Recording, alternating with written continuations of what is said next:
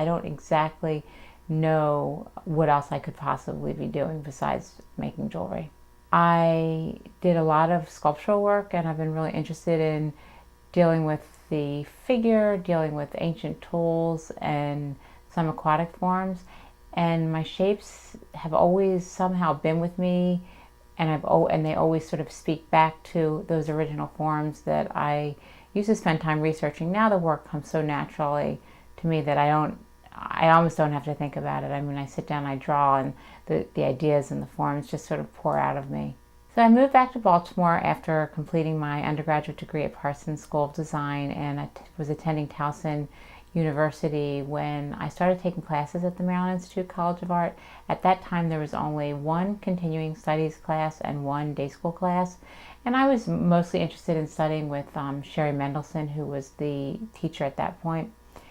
After spending a semester at MICA, it became pretty clear to me that I was very interested in teaching, and it turned out that Sherry was going to be working in New York, and I was planning on staying in Baltimore. So I applied for her job, and when I started teaching that one continuing studies class and that one day school class, it was just when they were about to phase the jewelry program out of MICA altogether, mostly because of space concerns, and it wasn't a direct major at that time. So I went to the Office of Continuing Studies. At that time it was Mark Neustadt and Marianne Marsalek, and we proposed doing a jewelry program through the Institute. Through a lot of hard work and persistence, they decided to go ahead and give us a chance, and within 6 months we had moved to the Jewelry Center at Meadow Mills and started a fully operational certificate program in jewelry.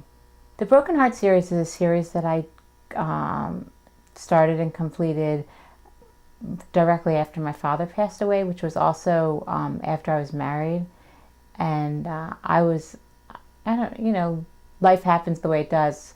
My father passed away the day before my wedding, and so my life changed dramatically in two, if not more than that, major ways at one time. And this series was the first thing that came to me. It came very naturally, and it was the first time I started working with the enamels, where I stripped away all the sort of luminous colors. It was the first time I started working with a very monochromatic color palette, and I used shards of enamel to create a broken path in a way that enamel generally isn't used.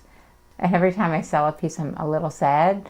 And every time I look back at work, I feel like it's a part of my life. So I don't know that I could ever say that I had a favorite piece. There's definitely some pieces that are maybe more meaningful, and it might not always be that the piece is the best piece, but it might be the time when I created it or the circumstances in which I was developing that piece. So I think that's a really hard question. I'll leave that for someone else to decide.